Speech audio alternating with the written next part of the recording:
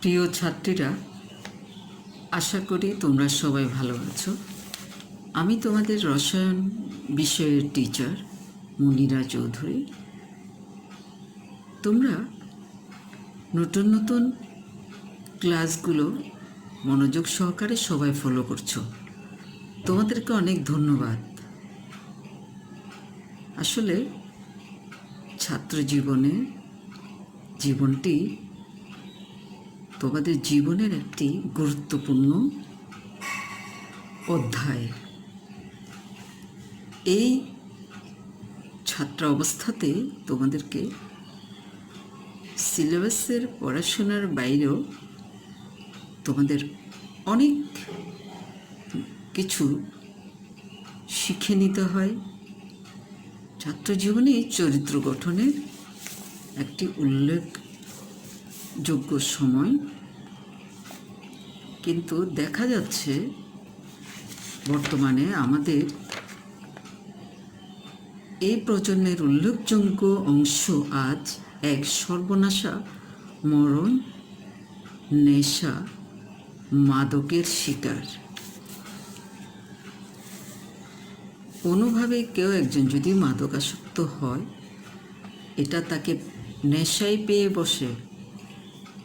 এর ফলে তাদের আচার আচরণের অনেক পরিবর্তন ঘটে, পড়াশোনায় তাদের আগ্রহ কমে যায়, অমনোযোগী হয়ে পড়ে, তাদের শারীরিক নানা রকম নতুন উপসর্গ দেখা যায়, লোকের সঙ্গে তারা দুর্ব্যবহার করে, তাদের নানা রকম শারীরিক প্রতিক্রিয়া হয়, যেটা হয় নেতিবাচক। মানসিক শক্তি কমে যায়, স্নায়ু শিথিল হয়ে পড়ে। এইভাবে তারা ক্রমান্বয়ে মারাত্মক পরিণতির দিকে এগিয়ে যায়।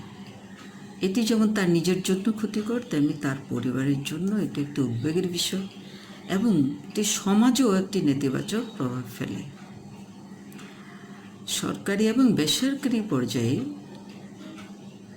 আমাদের দেশে নয়, শুধু বিভিন্ন দেশে দেশে এর বিরুদ্ধে প্রতিবাদেই বিভিন্ন মাদক বিরোধী আন্দোলন শুরু হয়েছে। তোমরা দেখেছ বেতার, টিভি, বিভিন্ন গণমাধ্যমে মাদক বিরোধী জনমত গঠনে এই সংগঠনগুলো সক্রিয় আছে। আমরা শিক্ষক সমাজ এর বিরুদ্ধে আমরা প্রতিবাদ জানাচ্ছি। তোমরা সবাই মাদককে না বলবে, এই বাক্যটি অবশ্য মনে প্রাণে ধারণ করবে।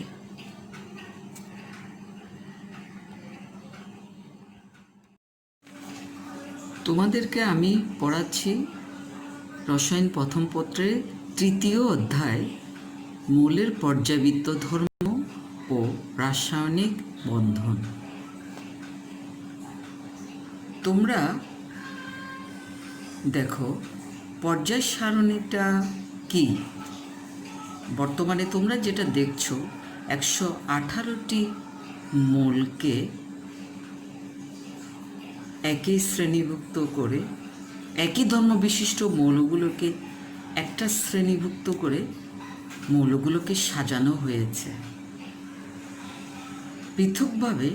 কেননা পৃথকভাবে সবগুলো মৌলের গঠন, ধর্ম ও ব্যবহার সম্পর্কে আলাদা করে জানাটা মানুষের পক্ষে সম্ভব নয়। রসায়ন বিজ্ঞানীরা এই জন্য অষ্টাদশ শতকের মধ্যভাগে তখনকার জানা 60টি মৌল নিয়ে বিভিন্নভাবে শ্রেণীবিন্যাসের চেষ্টা করেছিলেন।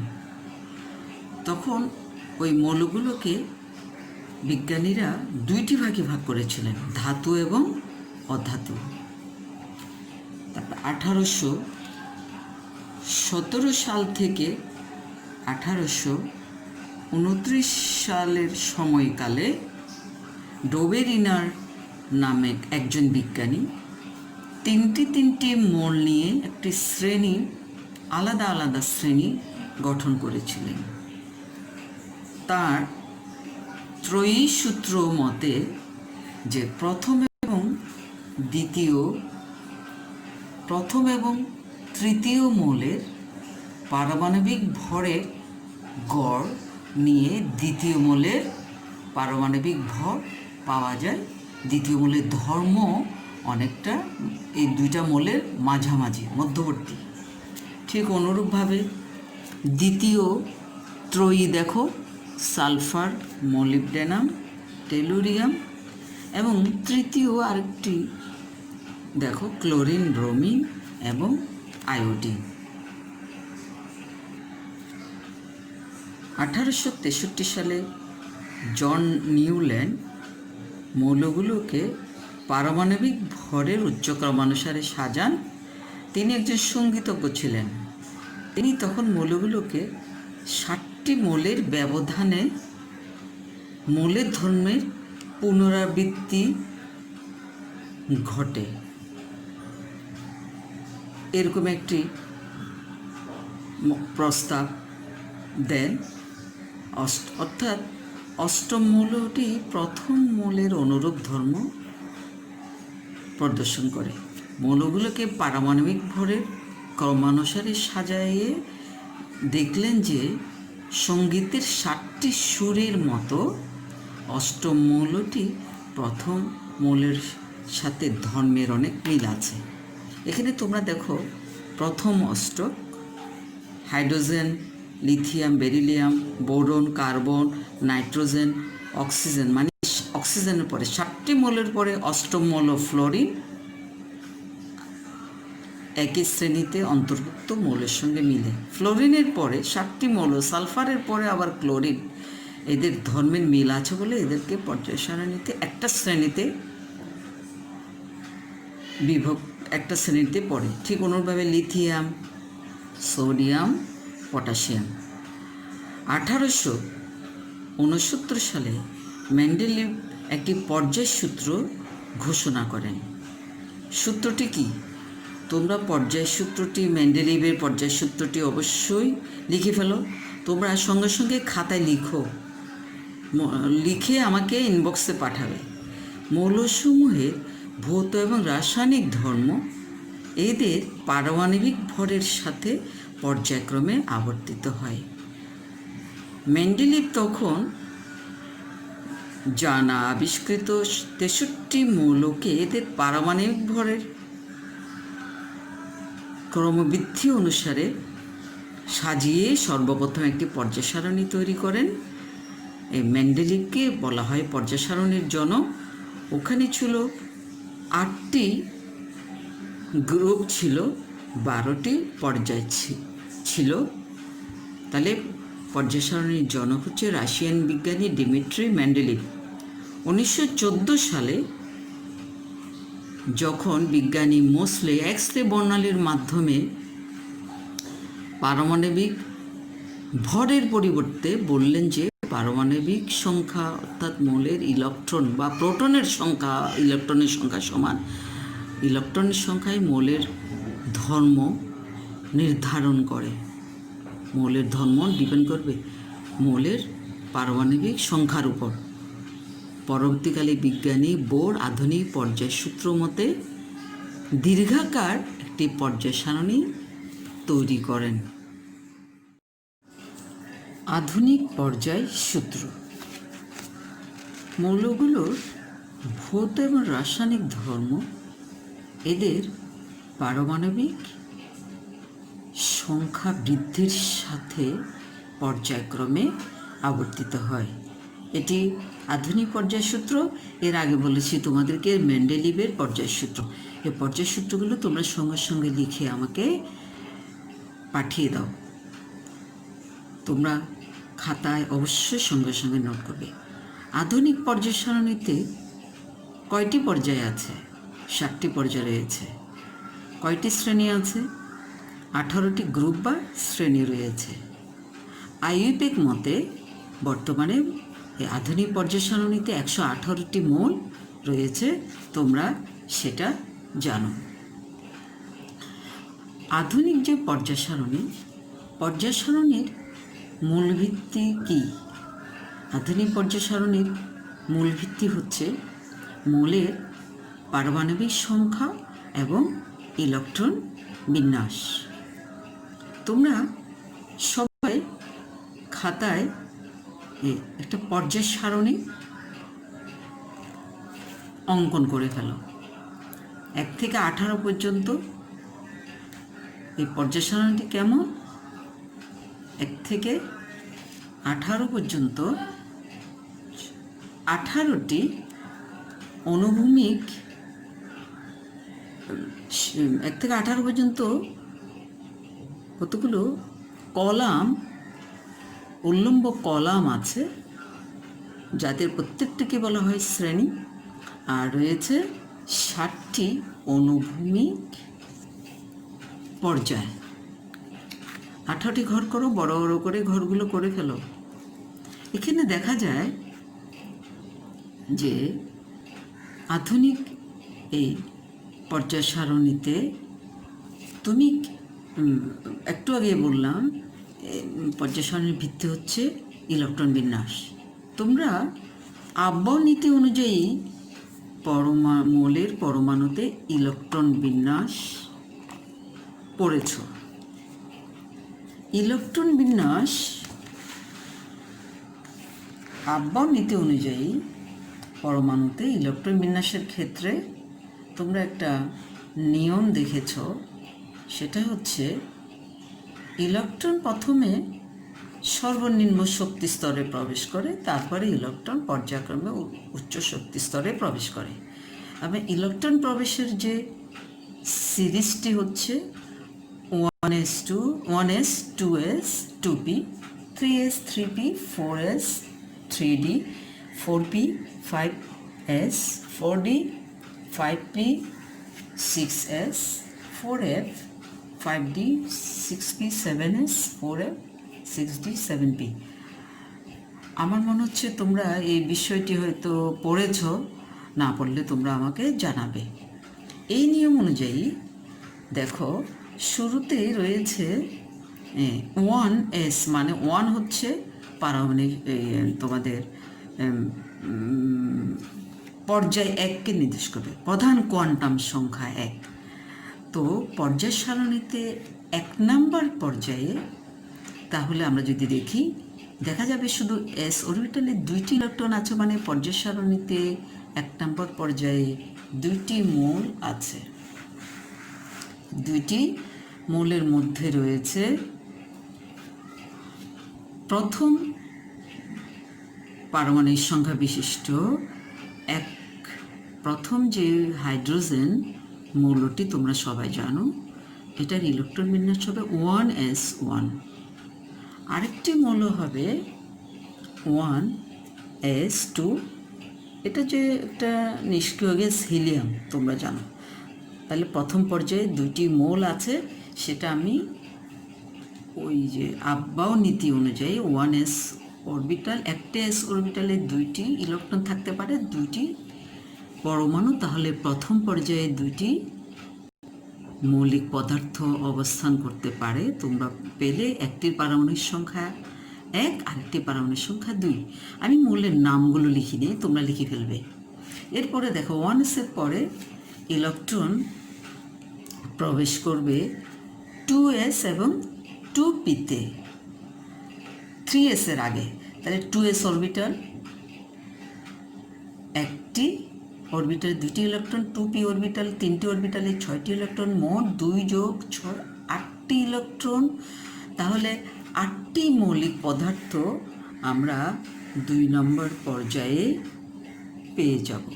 2 নম্বর পর্যায়ে তাহলে পারমাণবিক সংখ্যার ক্রমানুসারে আমরা বাঁ দিক থেকে ডান দিকে পরমাণুগুলোকে বসাবো এবং 8টি মৌলিক পদার্থ 2s এবং 2p অরবিটালে আমরা ইলেকট্রনগুলো এই পরমাণুগুলোতে অরবিটালে প্রবেশ করবে। যেমন 2s1 2 নম্বর পর্যায়ে প্রথমে 1 নম্বর গ্রুপে প্রবেশ করবে 2s1, যার ইলেকট্রন সংখ্যা হবে 2s2 2s1, অর্থাৎ 3টি ইলেকট্রন, পারমাণবিক সংখ্যা 3। মৌলটির নাম আমি লিখি নেই, তোমরা লিখবে, 3 বলে লিখবে, তাহলে তোমাদের মনে থাকবে। 4 নম্বর ইলেকট্রন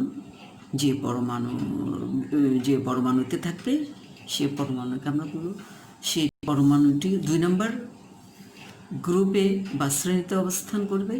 দ্বিতীয় পর্যায়ে তার পারমাণবিক সংখ্যা 4, এই ইলেকট্রবিন্যাস 2s2। তারপর 2s এর পরে ইলেকট্রন প্রবেশ করবে 2p-তে। 2p-তে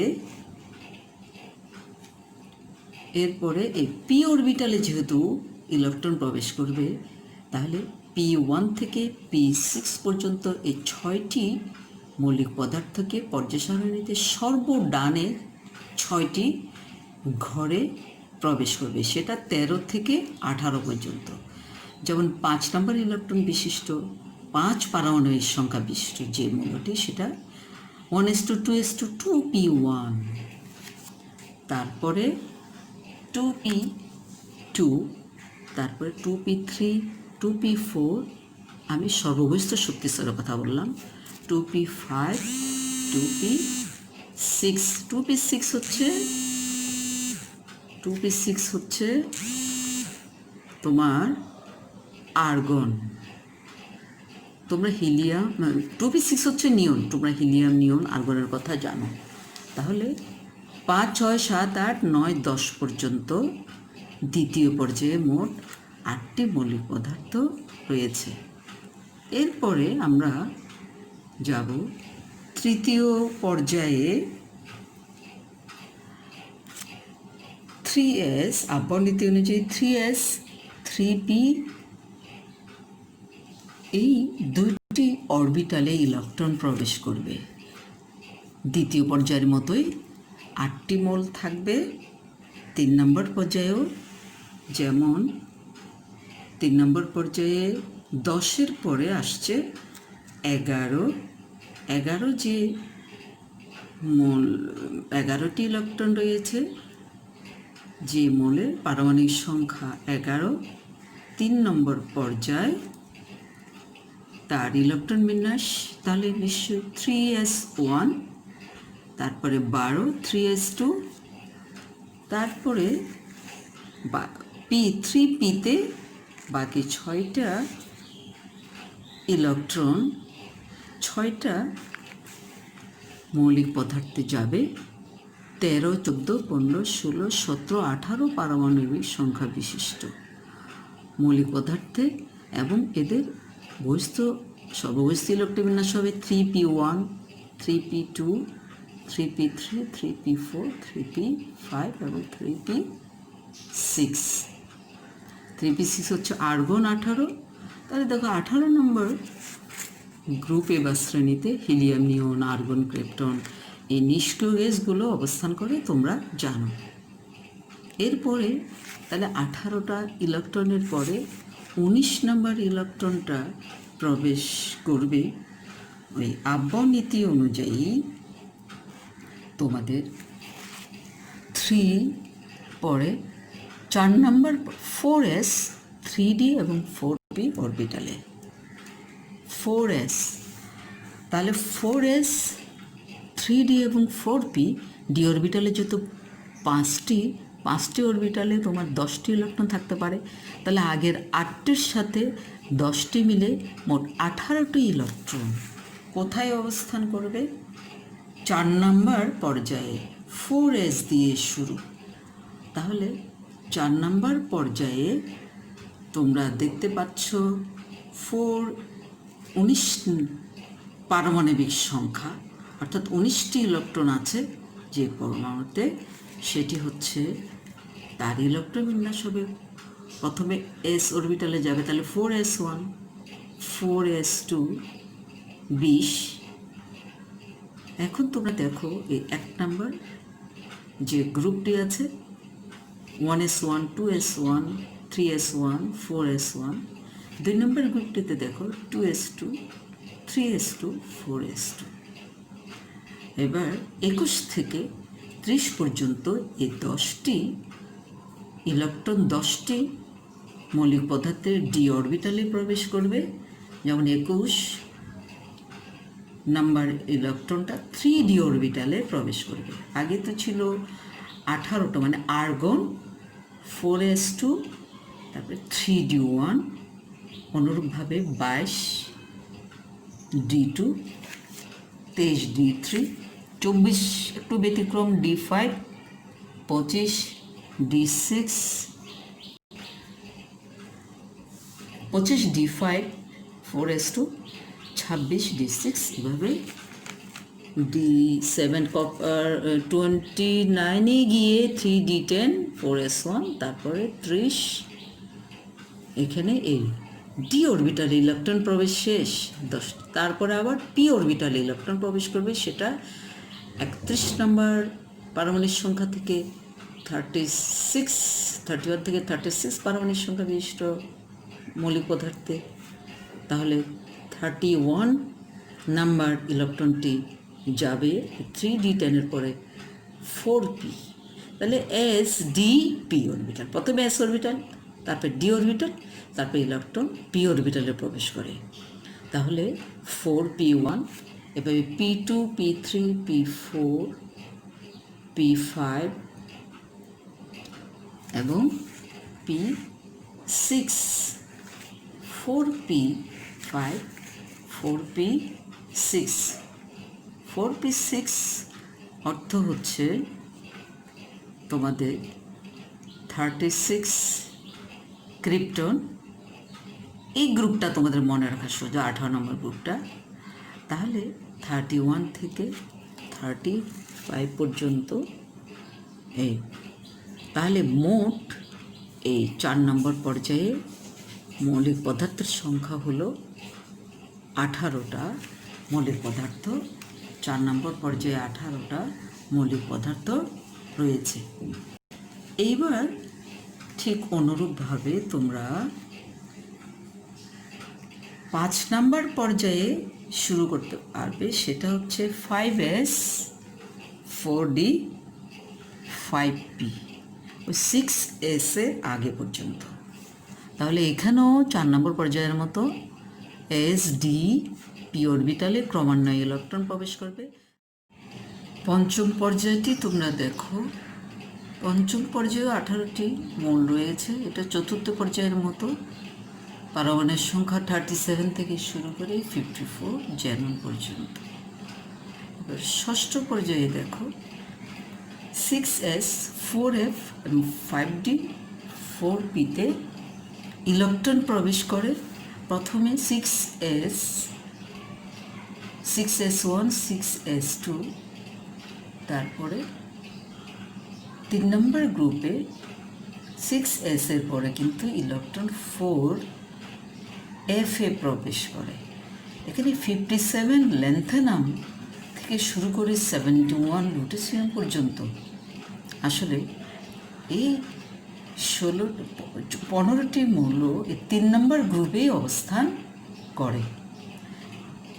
এই 15টি মৌলকে এই একটি ঘরে স্থান সংকুলান হয় না বলে পর্যায় সারণীর নিচে 57 মানে 58 থেকে শুরু করে 71 লুটেসিয়াম পর্যন্ত ল্যান্থেনাইটস একটি সারি তোমরা পর্যায় সারণীর নিচে দেখেছ। 57 ল্যান্থেনাইটস গ্রুপ 3-তে অবস্থান করে। এগুলোকে তারপরে 72 থেকে 73 থেকে শুরু করে ক্রমান্বয়ে 86 রেডন পর্যন্ত। এই পর্যায়ে কিন্তু যেহেতু এফ অরবিটাল 7টা 14টা মৌল যোগ হয়, তাহলে 18-র সাথে 14 যোগ করলে 6 নম্বর পর্যায়ে মোট 32টি মৌল পারমাণবিক সংখ্যার ক্রমানুসারে যুক্ত হয়। ঠিক এবার 7 নম্বর পর্যায়েও 7s 5f 6d 7pতে ইলেকট্রন প্রবেশ করে। প্রথমে 7s1 7s2, তারপরে 5f, তারপরে 4dতে ইলেকট্রন প্রবেশ করবে। এখানেও 5f অরবিটালে যে ষাটটা আছে, 14টি মৌলকে এই 3 নম্বর গ্রুপে স্থান দেওয়া সম্ভব নয় একটি ঘরে। এর জন্য পর্যায় সারণীর নিচে 90 থোরিয়াম থেকে 103 লরেন্সিয়াম পর্যন্ত একটা অ্যাক্টিনাইড সারি আছে। না 103-এর পরে 104 থেকে এবার আবার ইলেকট্রন 6d-তে যাবে, তারপরে ইলেকট্রন ডি অরবিটাল শেষ হলে 13 গ্রুপ থেকে আবার ইলেকট্রন প্রবেশ করবে 7p-তে, 7s2 7p6 118 গিয়ে 7 নম্বর পর্যায়ে শেষ হবে। পর্যায়ের সময়টা তোমরা এঁকে ফেলবে। তোমরা সামনের ক্লাস থেকে প্রথম 4টি পর্যায়ের মৌলগুলোর ইলেকট্রন বিন্যাস তোমরা করে ফেলবে, করে অবশ্যই আমাকে দেখাবে। নেক্সট ক্লাস আমি তোমাদেরকে বিভিন্ন ব্লকে, যেমন S block, P block, D ব্লকে মৌলগুলো কীভাবে সজ্জিত সেগুলো আমি দেখাবো। আজকে এখানে শেষ করলাম। সবাইকে অনেক ধন্যবাদ।